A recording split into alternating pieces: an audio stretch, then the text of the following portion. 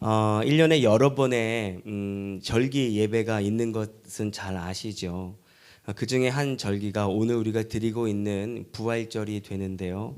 물론 절기 예배를 나열하고 순서를 매길 수야 없겠지만 만약에 가장 의미 있는 절기가 무엇이요라고 묻는다면 저는 주저하지 않고 오늘 부활주일입니다라고 말할 것 같습니다.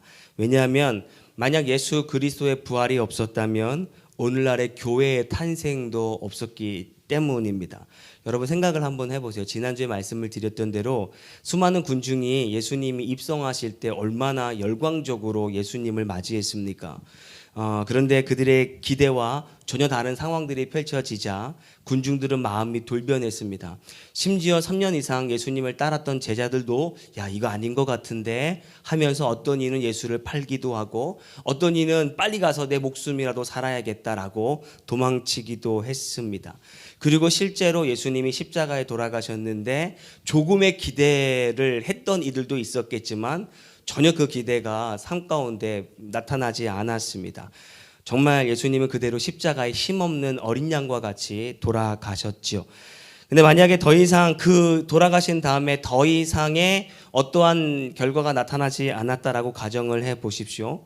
다시 말해 예수님의 부활의 사건이 없다라고 생각을 해 보십시오. 조용히 스쳐 지나갔다라고 생각해 본다면 기시미 이치로가 쓴 아무것도 하지 않으면 아무 일도 일어나지 않는다라고 하는 책의 제목과 같이 예수님 십자가의 죽음 이후로 아무런 일도 일어나지 않았더라면 교회 안에 아무런 일도 일어나지 않았을 것이고 실제 교회라고 하는 것이 탄생조차 하지 않았을 것이다 라는 겁니다. 예수님 부활 후 본격적으로 교회가 형성이 되었는데 교회가 형성되어지는 과정에서 가장 크게 작용했던 것이 예수님의 부활이었다라고 하는 것을 우리가 본다면 교회 안에 있는 절기 중에 가장 중요한 절기 중에 하나가 또 부활주일이 아닐까 싶습니다. 오늘 설교는 여러분들에게 질문을 한번 드리고 시작을 할까 하는데요. 한번 대답을 해 보십시오. 여러분은 예수님을 온전히 믿으십니까? 옆에 분에게 한번 물어보세요. 시작. 예, 묻는 것도 좀 시원치 않고 대답도 좀 시원치 않은 거. 다시 한번 제가 묻겠습니다. 여러분들은 온전히 예수님을 믿고 계십니까? 아멘. 너무나도 당연한 질문인데요. 우리가 누군가 여러분들에게 정말 예수님 믿어? 라고 했을 때 아멘으로 화답할 텐데 지금과 같이 그 아멘으로 화답할 때는 두 가지가 전제되어야 합니다. 첫 번째 전제는 예수 그리스도가 하나님의 아들이신데 그 아들이 친히 인간이 되셔서 이 땅 가운데 오시고 인간의 죄를 담당하기 위하여 십자가에 못 박혀 죽으신 그 사건을 믿는 것이 전제가 되어야 되고 두 번째 전제가 무엇이냐면 그분이 사흘 만에 장사된 지 사흘 만에 죽은 자들 가운데서 다시금 살아나셨습니다라고 하는 것을 믿는 전제 아래 당신은 예수님을 믿으십니까? 라고 할 때 그 전제에 아멘이 먼저 되어지고 그 질문에 대하여 아멘해야 되는 것이죠. 다시 한번 여러분들에게 질문하겠습니다. 여러분들은 예수님의 부활을 믿으십니까? 아멘. 아멘. 진짜 예수님의 부활을 추호의 의심도 없이 믿으십니까? 아멘. 아멘. 그렇다면 여러분들에게는 정말 특별한 대단한 하나님의 은혜가 임한 것임에 분명합니다. 다시 한번 강조합니다. 방금 믿음으로 아멘을 하셨다면 여러분들에게는 특별하고도 대단한 은혜가 임했다라고 하는 이 워딩을 조금 기억해 두시고 설교 말미에 다시 한번 제가 꺼내 들도록 하겠습니다. 왜냐하면 예수님의 부활이 믿어진다라고 하는 것은 결코 아무에게나 예수님의 부활이 믿어지지 않기 때문입니다. 그것을 증명해 주듯이 오늘 본문 12절이 말씀하고 있는 것을 보게 되는데 본문 12절의 말씀을 한번 읽겠습니다. 시작. 그리스도께서 죽은 자 가운데서 다시 살아나셨다 전파되었거늘 너희 중에 어떤 사람들은 어찌하여 죽은 자 가운데서 부활이 없다 하느냐. 아멘. 지금 이것의 첫 번째 수신자는 고린도 교회입니다. 그리고 지난번에도 말씀을 드렸던 것처럼 바울의 모든 편지는 첫 번째 수신자에게 전달이 되고 이웃 교회들에게 이제 돌려가면서 있게 되었으니 이 문제는 고린도 문제만이 아니라 모든 주변에 있는 교회들의 문제이기도 했다라는 겁니다. 특별히 고린도 교회는 이 부활에 대하여 조금 다른 견해를 가지고 있었던 것 같습니다. 첫 번째, 어떻게 죽은 사람이 살아날 수 있는가라고 하는 것이고요. 이것을 믿음으로 봐야 되는지 모르겠지만 조금 더 믿음이 있는 사람은 읽지는 않았는데 저 밑에 보면 만약에 그것이 사실이라고 한다면 죽은 자가 다시금 살아날 때 어떠한 모양을 가지고 어떠한 형태를 가지고 살아날 수 있겠는가라고 하는 그런 이 두 가지의 견해가 있었다라는 겁니다. 바울이 고린도서를 기록했던 여러 가지 이유 중에 하나가 고린도 교회 전반에 깔려 있는 이 부활에 대한 불신을 깨뜨리기 위해서 이 서신을 썼다라고 해도 과언이 아닙니다. 그들의 불신이 불신되게 했던 동기가 있었는데요. 고린도 교인들은 어떻게 생각을 했냐면, 그래, 사람이 죽으면 그것으로 끝나는 것은 아니지만 그것으로 죽으면 우리에게 영원한 어떤 영혼이 있다라고 영혼의 존재를 믿었던 겁니다. 그리고 죽은 몸이 부활하기보다는 그 영혼이 불멸한다라고 하는 의미를 가지고 있었다라는 겁니다. 다시 말해, 사람 한번 죽으면 영으로 돌아가는데 그 영혼이 이 불멸한다고 믿었지 죽은 몸이 어떻게 다시 태어날 수 있는가, 살아날 수 있는가라고 하는 것이 고린도 교회에 이 만연했던 문제 중에 하나인 것이죠. 오늘날도 부활을 믿지 않는 사람들이 참 너무나도 많습니다. 그런데 타이틀은 신학자, 신학을 공부하는 사람이다라고 하면서도 부활은 가짜입니다, 부활은 신화입니다라고 말했던 이들이 있습니다. 그저 예수님의 부활은 2000년 전 기독교에서 만들어낸 신화에 불과합니다. 그 대표적인 학자가 바로 볼트만이라고 하는 학자입니다. 일평생 공부를 하고 일평생 성경을 연구하는데 그것은 신화입니다라고 하는 것을 연구하기 위하여 매진했던 자들이었고, 그의 어떤 제자들이 여전히 지금도 활동을 하고 있다라는 겁니다. 잘 알다시피 학자들은요, 논리로 따지는 것을 좋아하죠. 성경에 나타난 부활의 증거들을 가지고 논리적으로 부활은 진짜 있습니다라고 하는 자들에게 반박을 하는데, 성경에 나타난 부활의 증거들이 조작되었다 혹은 잘못되었다라고 이제 이야기하는 겁니다. 만약에 그들이 주장하는 이 한마디 워딩만 본다면 맞습니다. 사실 할 말이 없습니다. 왜냐하면 그들이 주장하는 것처럼 성경 이것저것에 특별히 부활을 기록하고 있는 사건이 이렇게 서로가 맞지 않는 부분들이 존재하기 때문인데요. 한번 성경을 통해 확인하기를 원합니다. 마태복음 28장 1절의 말씀, 이제 예수님 부활하신 직후의 사건에 대하여 성경은 저렇게 말합니다. 읽겠습니다. 시작. 안식일이 다 지나고 안식 후 첫날이 되려는 새벽에 막달라 마리아와 다른 마리아가 무덤을 보려고 갔더니. 아멘. 여기서 중요한 문장은요, 안식 후 첫날이 되려는 새벽이라고 하는 것에 여러분들이 머릿속에 기억하셨으면 좋겠습니다. 안식 후 첫날이 되려는 새벽이다라고 마태가 기록을 했고, 이 마가 역시 이제 그와 같은 이 기록을 했습니다. 그런데 중요한 것은요, 2000년 전의 사건, 너무나도 아주 매우 대단한 사건이 아니었겠습니까? 그러니 누가 보더라도 그 사건은 분명히 머릿속에 기억이 남아야 되는 겁니다. 적절한 예가 될는지는 모르겠지만 여러분, 2002년도였습니다. 자, 축구들 그때 이렇게 재밌게 보셨으리라고 보는데 8강입니다. 한번 그려 8강. 8강이고 8강은 스페인이랑 8강을 치렀는데 마지막 이제 승부차기에서 키커가 실수를 하게 됩니다. 우리의 히어로 홍명보 선수가 마지막 이제 그 슛을 넣으면 그것으로 끝나는 것이고, 못 넣으면 다시금 또 다른 키커가 나와야 되는데, 질문 드리겠습니다. 대단한 사건이었기 때문에 8강을 갔다라고 하는 건 엄청난 사건입니다. 어려울 수 있으니까 객관식으로 홍명보 선수가 마지막 이게 슛을 쐈습니다. 그리고 그 슛이 이제 들어갔습니다. 1번, 홍명보는 어떻게 세레머니를 했을까? 1번입니다. 두 손을 번쩍 들고 좋아가지고 이렇게 막 뛰었습니다. 2번, 그 자리에 앉아가지고 뭔지 모르지만 하나님 앞에 뭐 기도를 했습니다. 1번입니까? 2번입니까? 제가 기도라는 말을 괜히 해가지고 사실은 기도하지 않았습니다. 1번입니다. 원래는 많은 사람들이 홍명보 그렇게 점잖은 사람이 너무 해맑게 웃는 모습이 제가 알기로는 이 애국가에도 나올 만큼 이렇게 두 손은 번쩍 들면서 좋아했던 모습, 여러분 이제 기억이 나시죠? 이거는 한국 사람이라면 누구나 다 기억을 해야 되는 겁니다. 다시 2000년 전으로 돌아갑니다. 예수님이 부활하셨습니다. 엄청난 놀라운 사건입니다. 그렇기 때문에 그 사건을 목격한 사람들은 동일하게 그 사건을 증명하고 혹은 기록해야 되는 것 아니겠습니까? 근데 마태와 이 누가는요, 안식 후 첫날이 되는 새벽이라고 하는 것에 기록을 했던 반면 마가는 조금 다르게 기록을 하고 있다는 겁니다. 16장 마가복음 16장 2절의 말씀인데요. 한번 읽겠습니다. 시작.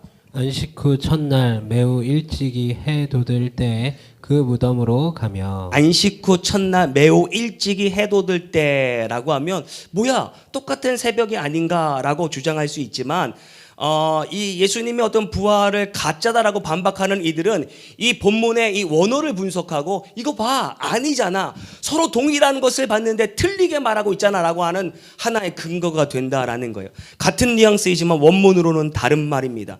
전자는 어두운 새벽을 말하고 있는 것이고 후자는 밝은 새벽을 지금 말하고 있다라고 하는 겁니다. 이건 저의 표현인데요, 이것이 72시간의 논쟁의 시작이 되었다라는 겁니다. 하루 이제 3일을 72시간이라고 하는데 어떤 이들은 이른 이 새벽에 방점을 두면 이 72시간보다 조금 빠르게 예수님이 부활하셨구나 라고 해서, 우리가 그리스에도 이제 선교를 갔다 왔는데요, 동방정교회는 지금도 토요일 날 예수님이 부활하셨다, 이 시간의 문제, 시간을 어떻게 접하느냐에 따라서 달라지게 된다라고 하는 겁니다. 동일한 걸 봤는데 누구는 늦은 새벽이고 누구는 일찍 새벽이다라고 말할 수 있을까? 그래, 그건 조금 실수할 수 있어. 근데 또 다른 제안을 하는데요, 이것도 흔히 젊은이들이 말하는 빼박입니다. 이걸 어떻게 이것도 증명할 수 있을까? 그것이 무엇이냐면 이 중요한 사건을 기록함에 있어서 천사가 나타났죠. 천사가 나타났습니다. 여러분, 천사가 몇 명이 나타났습니까? 또 그런 질문도 있나 할 텐데, 어떤 이 기록자는 천사가 한 명이라고 이야기하고 또 어떤 사람은 2명이라고 이야기합니다.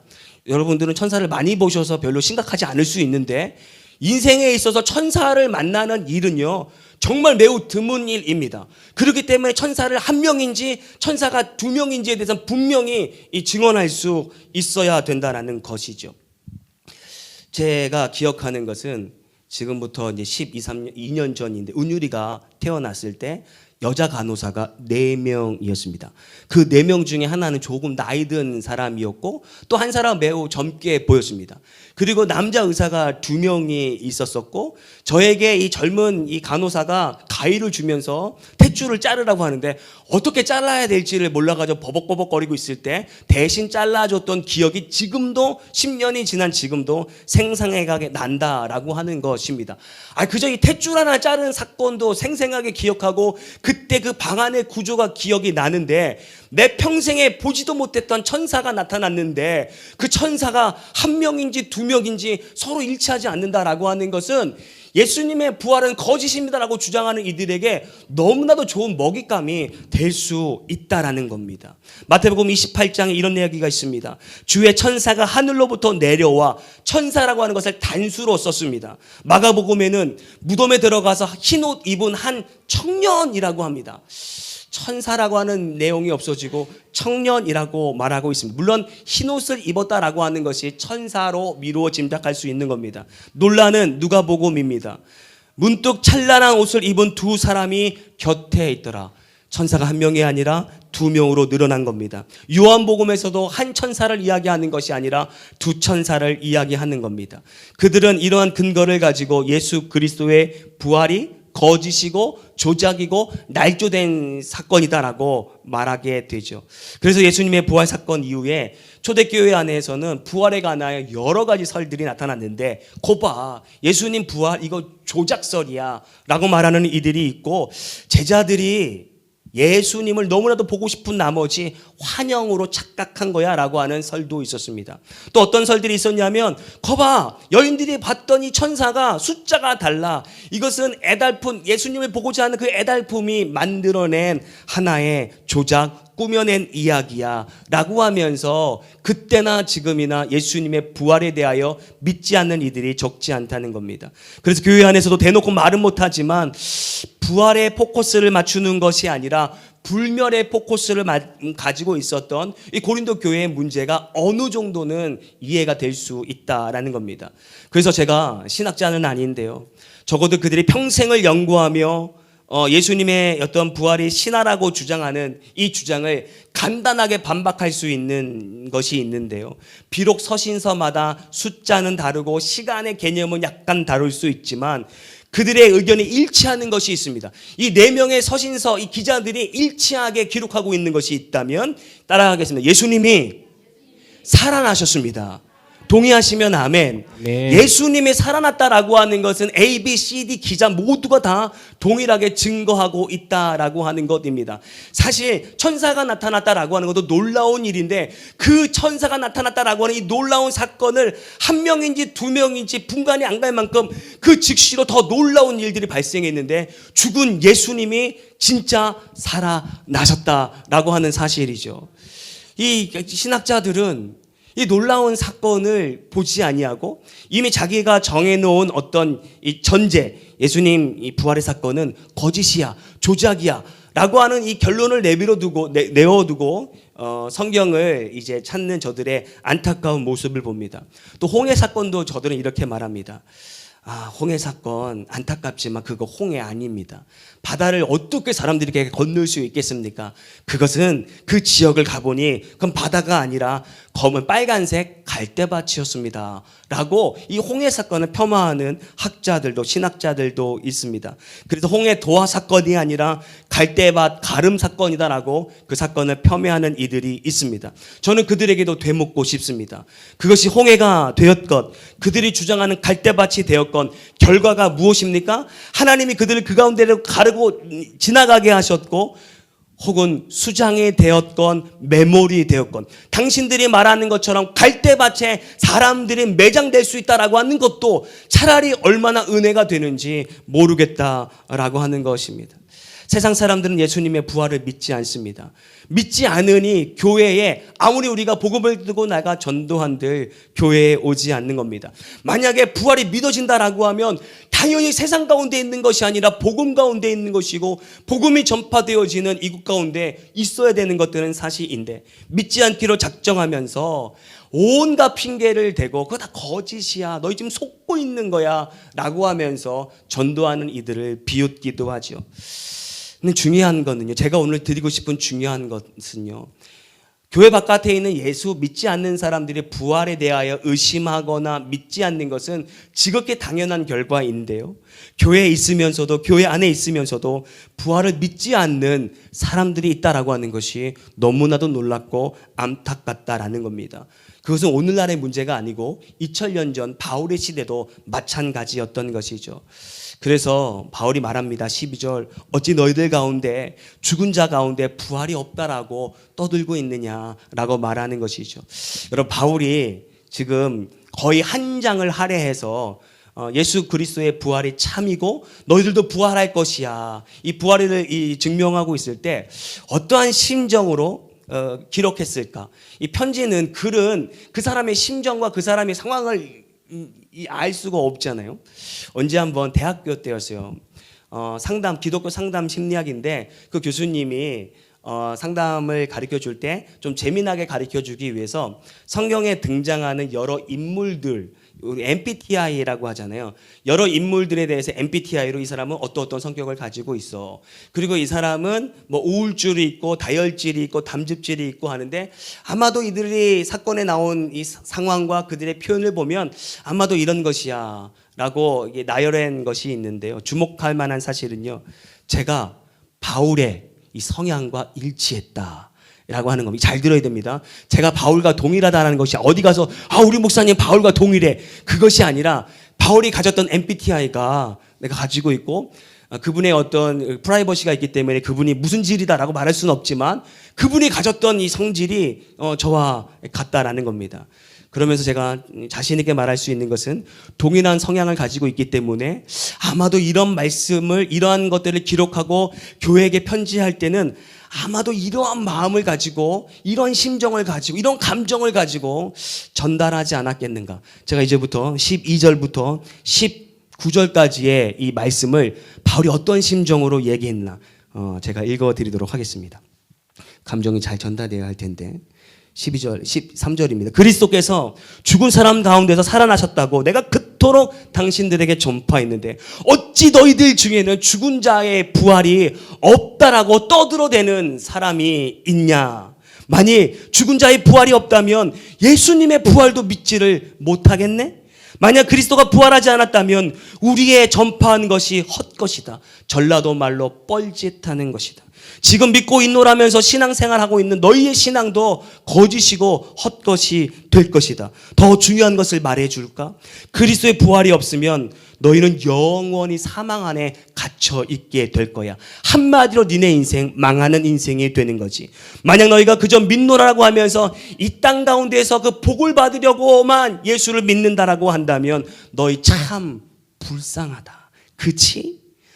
라고 바울이 지금 이야기하고 있는 것을 여러분들에게도 전달되었으면 좋겠습니다.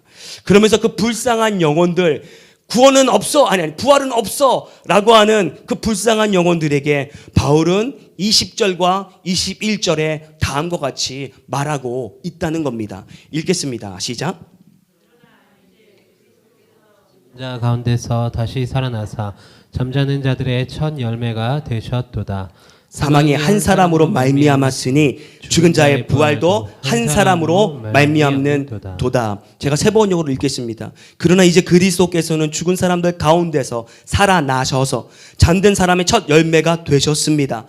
한 사람으로 말미암아 죽음이 들어왔으니 또 한 사람으로 말미암아 죽은 사람의 부활도 옵니다. 이게 무슨 말이냐면요, 우리가 구원받지 못했던 이유가 무엇입니까? 아담 하와의 죄가 우리 가운데 전가되었기 때문에 그 죄의 문제가 해결되지 않는 이상 인류가 구원을 받을 수 없었던 겁니다. 다소 억울한 부분이 있는 것도 잘합니다. 유초등부들을 가리켰을 때, 특별히 어린아이들을 가리켰을 때 원죄를 가리켜야 하는데 아담 하와가 선악과를 따먹었어. 그것으로 말미암아 죄가 우리 가운데 들어오게 되었고, 그래서 우리는 죄인이야 라고 말하면 대부분의 어린 저학년의 아이들은 하는 이야기가 제가 안 먹었는데요 라고 말합니다. 그런데 중요한 건 우리는 먹었습니다. 이게 대표성의 원리입니다. 히브리서 7장 9절에서 10절, 이 대표성의 원리에 대해서 잘 설명하고 있는 성경 구절인데요, 히브리서 7장 9절과 10절을 한번 읽겠습니다. 시작. 또한 10분의 1을 받는 레위도 아브라함으로 말미암아 10분의 1을 바쳤다고 할 수 있나니 이는 멜기세덱이 10절도 읽겠습니다. 시작. 이는 멜기세덱이 아브라함을 만날 때에 레위는 이미 자기 조상의 허리에 있었습니다. 아멘. 전쟁에서 승리하고 돌아오는 아브라함이 멜기세덱의 10분의 1을 바쳤다라고 하는 유명한 예입니다. 레위는 아브라함의 후손입니다. 아주 까마득한 후손, 증손자입니다. 즉 아브라함은 이 증손자인 레위를 본 적이 없고 레위 또한 이 할아버지를 본 적이 없었을 때였습니다. 그런데 본문이 말하는 바 아브라함이 멜기세덱의 11조를 바쳤을 때 레위도 그 허리 위에서 11조를 바쳤다라고 말합니다. 이것이 성경이 말하고 있는 대표성의 원리입니다. 다시 말해 우리가 따먹은 선악과는 아니지만 그것으로 말미암아 죄가 그들 가운데 있었지만 우리가 따먹었지는 않지만 그들이 가지고 직면했던 원죄의 문제가 고스란히 우리에게 그 대표성의 원리로 말미암아 전가되었다라는 겁니다. 또 그런 의미에서 본다면 예수 그리스도께서 우리의 죄를 위하여 십자가에 죽으시고 다시금 부활하셨다면 사망이 한 사람으로 말미암았으니 죽은 자의 부활도 한 사람으로 말미암는 도다. 즉 예수께서 부활하셨다면 너희들도 부활하게 될 것이야 라고 하는 이 대표성의 원리는 원죄에서부터 부활에 이르기까지 동일하게 적용이 된다라는 사실이죠. 예수께서 죽으시고 부활하셨으니 여러분도 부활하게 되어지는 줄 믿습니다. 다시 한번 로마서 5장 12절의 말씀을 통해 확인하기를 원합니다. 5장 12절입니다. 시작. 그러므로 한 사람으로 말미암아 죄가 세상에 들어오고 죄로 말미암아 사망이 들어왔나니 이와 같이 모든 사람이 죄를 지었으므로 사망이 모든 사람에게 이르렀느니라. 아멘. 죄의 전가입니다. 우리는 아담의 죄로 말미암아 죽을 수밖에 없는 존재였습니다. 그런데 5장 21절은 제가 읽겠습니다. 이는 죄가 사망 안에서 왕노릇한 것 같이 은혜 또한 의로 말미암아 왕노릇하여 우리 주 예수 그리스도로 말미암아 영생에 이르게 하려 합니다. 예수 그리스도로 말미암아서, 아니 보다 더 적극적으로 표현하면 예수 그리스도의 죽음으로 말미암아 우리가 죽지 않아도 되게 되었다는 겁니다. 우리가 죽어야 하는데 우리는 죄가 있기 때문에 죽어도 아무런 의미가 없습니다. 그럼 누가 죽어야 합니까? 죄 없는 인간이 죽어야 하는데 예수님께서 친히 인간이 되셔서 우리의 죄를 감당하시기 위하여 이제 죽으심으로 말미암아 제게도 여러분에게도 영생이 허락되었다라는 사실입니다. 이것이 이해되시면 아멘으로 화답해 주시면 고맙겠습니다. 아멘. 아멘. 그러니 그리스도가 죽은 자들 가운데서 부활하셔서 영원한 삶을 사시는 것처럼 우리 또한 부활하여 영생을 얻게 되는 줄 믿습니다. 고린도 교회에는요, 영생을 얻게 되는 것은 믿는데 어떻게 우리가 부활할 수 있는가라고 하는 이 부분을 바울은 고린도서를 통하여서 또한 로마서를 통하여서 계속적으로 강조하고 있다라는 겁니다. 제가 서두에 여러분들에게 질문하였습니다. 여러분들은 예수님의 부활을 믿으십니까? 진짜 추호의 의심도 없이 예수님의 이 부활을 믿으십니까? 라고 할 때 여러분들은 아멘으로 화답하셨습니다. 이는 하나님의 은혜가 아니고서는 절대로 아멘 되어질 수 없는 놀라운 사건입니다. 그래서 제가 아멘으로 화답한 여러분들에게 특별한 은혜가 임했다라고 말한 것이 바로 이와 같은 이유입니다. 보십시오. 이제 아담 하와의 죄가 전가되었다라고 하는 것이 충분히 이해가 되셨을 텐데 이제 여러분들은 아담 하와의 죄가 나의 죄인 것을 깨닫게 되었습니다. 그래서 내가 먹지는 않았지만 깨닫게 하시는 은혜로 말미암아 그것을 내가 먹었습니다. 내가 죄인입니다라고 하며 통회하고 자복하는 것 아니겠습니까? 저도 언제 한 번은 이것이 깨달아질 때 성령께서 그때 그 사건의 현장으로 저를 이끄시고 나는 안 먹었는데 내 인생 얼마나 착하게 살았는데 라고 하면서 내 의를 강조했었을 때 성령께서 저를 그 현장으로 이끌어 가셨습니다. 봐, 너도 먹었지 라고 하면서 같이 먹었던 그 죄의 전가가 느껴지는 것 아니었겠습니까? 그리고 나를 이 죄에서 건지시는 오직 예수님 뿐이구나 라고 하는 것을 깨달은 바가 되었다는 겁니다. 이 가정 가운데 매우 놀라운 한 사건이 저와 여러분도 모르는 사이에 이제 개입하게 되었는데 그것이 무엇이냐면 이 원죄에 대한 인식. 우리 처음에 이러지 않았습니까? 이거 왜 뚱땅치 같은 이 소리야. 나는 안 먹었는데 왜 자꾸 저를 범죄자로 몰아가요? 사실 이곳에 있는 한 분은 저와 이제 세례 문답을 했을 때 동일하게 이 질문을 했습니다. 물어봤더니 이해가 안 된다라고 말씀하셨습니다. 근데 제가 그랬습니다. 시간이 지나고 말씀을 듣다 보고 그러다 보면 이해가 될 것입니다. 라고 말씀을 드린 바 있는데요. 그렇습니다.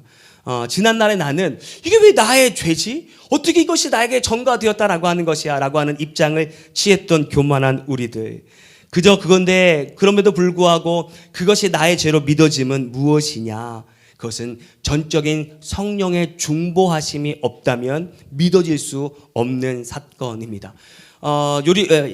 요리문답뿐만이 아니라 세례문답을 할 때도 예수께서 성령에 있는 것에 답변 참 어렵습니다. 라고 하는 것, 세례 문답을 한다는 것, 이제 신앙생활을 얼마 하지 않은 사람들인데 제가 그랬습니다. 지금은 잘 믿어지지 않을 수 있겠지만 신앙생활 하다 보면 성령께서 성도로 하여금 그것을 깨달아지게 할 것입니다. 내가 경험했던 것처럼 지금은 이해가 되진 않지만 성령께서 깨달아지게 하시고 중보하게 되면 진짜 내가 먹었구나라고 하는 것을 스스로 고백하실 날이 있을 것입니다라고 말했던 기억이 납니다. 이곳에 있는 분들은 대부분 다 고등교육을 받은 자들입니다.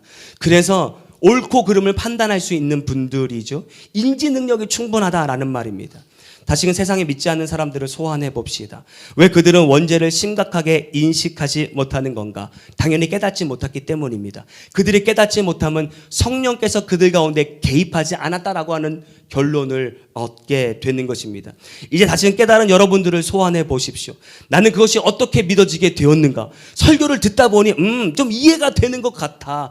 그 사건에 대해서 반복적으로 듣고 반복적으로서 읽어보니까 그도 그럴 것 같네라고 해서 이해되어진 것이 아니라 성령 하나님께서 우리 가운데 개입하시고 자정하여 주신 그 사건으로 말미암아 말도 안 되는 터무니없는 그 사건이 나의 사건으로 인지되어지고 또한 고백되어졌다라고 하는 사실이죠. 로마서 5장 5절의 말씀을 또 한번 읽어보기를 원합니다. 로마서 5장 5절입니다. 시작. 소망이 우리를 부끄럽게 하지 아니함은 우리에게 주신 성령으로 말미암아 하나님의 사랑이 우리 마음에 부은 바 됨이니라. 아멘. 성령으로 말미암아 하나님의 사랑이 우리 마음에 부은 바 되었다. 우리가 원해서가 아니라 성령 하나님의 여러분들을 선택하시고 저를 선택하셔서 우리의 마음 가운데 부은 바 된 그 사건들이 저와 여러분들에게 시차는 다르지만 누구에게나 동일한 사건을 경험하게 하셨다라고 하는 사실이죠. 성령으로 말미암아 하나님 사랑이 우리 가운데 부은 바 되었을 때 내가 정말 죄인입니다라고 하나님 앞에 고백할 수 있었던 것 아니겠습니까? 나아가 결단코 성령이 우리 마음에 내주하지 않았다면 어찌 우리 스스로 부활의 신앙을 가질 수 있냐라고 하는 것입니다. 조금 전에 믿음으로 아멘 하셨을 것이라고 봅니다. 여러분도 부활하실 것을 믿습니까? 라고 하는 것, 성령의 내주하심이 아니면 결단코 아멘으로 화답할 수 없는 매우 놀라운 은혜 없이는 화답할 수 없는 내용을 지금 여러분들이 하고 계시다라는 사실이죠. 이제 말씀을 정리하는데요. 바울이 본문을 통해 말하고 있는 것은 성도가 원죄를 깨달아서 이 땅 가운데 천국을 맛보아 누리고 사는 것도 너무나도 중요한데 그 이상으로 다시금 내 몸에 부활이 있고 그것을 믿고 사는 것이 얼마나 중요하다라고 하는 것을 우리에게 말씀해 주는 겁니다. 사랑하는 성도 여러분, 예수님 부활하셨습니다. 아멘. 학습되어지는 아멘이고 학습되어지는 예수님 부활하십니다의 고백이 아니라 정말 성령께서 우리 마음에 감화 감동을 주사 아멘할 수 있는 여러분들이 되기를 주의 이름으로 축원합니다. 아멘. 구원의 신앙도 중요하지만 부활의 신앙도 못지않게 중요하다라는 것이죠. 바울이 말한 바 그저 구원의 신앙만 가지고 이 세상을 살아간다면 너의 인생 너무나도 불쌍한 것 아니냐. 여러분의 인생이 부디 모쪼록 불쌍한 인생 되지 않게 되기를 주의 이름으로 축원합니다. 아멘. 2000년 전에 예수님 부활하셨습니다. 우리가 오후에도 이제 부활하신 그 영상을 통해서 그것들을 간접적으로 접하게 될 텐데 2000년 전에 신화가 아닙니다. 그저 영화에서 꾸며낼 수 있는 어떤 CG나 효과로서 이해할 만한 예수님의 부활이 아닌 겁니다. 그것을 전달하려다 보니 CG가 필요하고 그래픽이 필요하고 여러 가지 효과가 필요했을 뿐이지 그런 것이 없더라도 믿어지게 되면 성령 하나님의 역사고 작용이다라고 하는 사실을 잊지 않고 권하신 하나님, 부활하실 하나님, 부활케 하실 하나님을 날마다 찬양하며 나아갈 수 있는 저와 여러분이 되기를 주님의 이름으로 축원합니다. 아멘.